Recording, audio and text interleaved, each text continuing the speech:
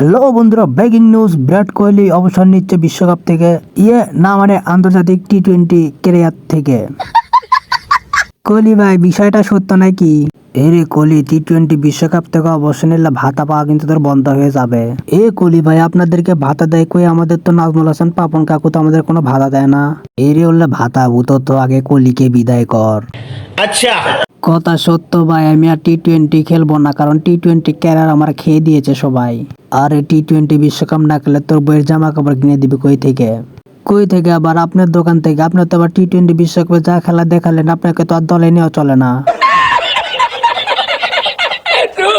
এরে শান্ত, কথাবার্তা একটু ঠিক করে বল। কোহলি ভাই তো জাতীয় দল থেকে সম্মানের সহিত অবসর নিতে পারছে, তুই তো তাও নিতে পারবি না।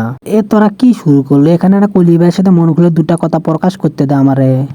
আচ্ছা, আচ্ছা কোহলি ভাই, আপনি ফাইনালে সর্বোচ্চ রানও করলেন, আবার অবসর নিচ্ছেন, বিষয়টা বুঝলাম না।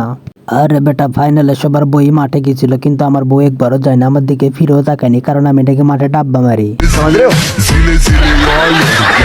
তা ভাই করছিলাম, আমি যে বিয়েই করিনি, তাহলে আমার বউ তো মাঠে যায় না, তাহলে কিভাবে আমরা সেমিফাইনালে খেললাম? একটু বুঝেন বিষয়টা তাহলে।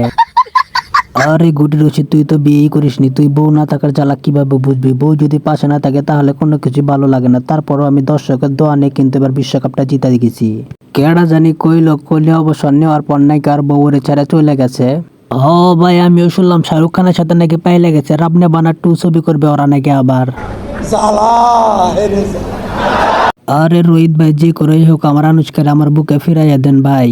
আরে গেছে গেছে, যে মাল গেছে ওটার দিকে তাকায় লাভ নেই। একটা ছবি করবো আমরা একসাথে, হলে যে বসে থেকে ছবি দেখলাম আর পপকর্ন খেলাম, বিষয়টা কেমন জানি হইলো। আরে ভাই, বাংলা ছবি দেখার যে মজাই আলাদা ভাই, আমিও দেখবো আপনাদের সাথে।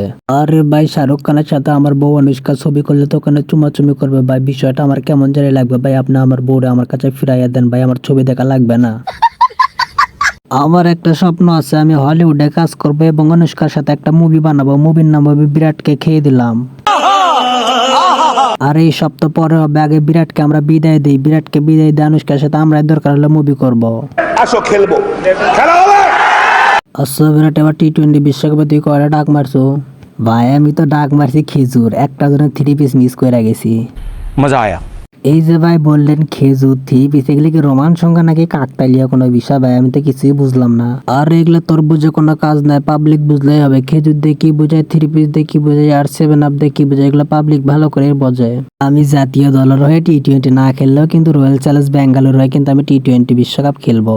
আরে গাদা, টি-20 বিশ্বকাপ না, ওটা বল আইপিএল ফাইনাল খেলবি তুই রয়্যাল চ্যালেঞ্জ বেঙ্গালুরু হয়ে। ও ভাই ঠিক বলেছেন, আমার স্বপ্নই একটা যে এবার একটা আইপিএল কাপ মারা। যদি রোস্টিং মামার এই ভিডিওটা ভালো লাগে তাহলে প্লিজ একটা সাবস্ক্রাইব করে একটা কমেন্ট করে জানিয়ে দাও ভিডিওটা তোমার কাছে কেমন লেগেছে।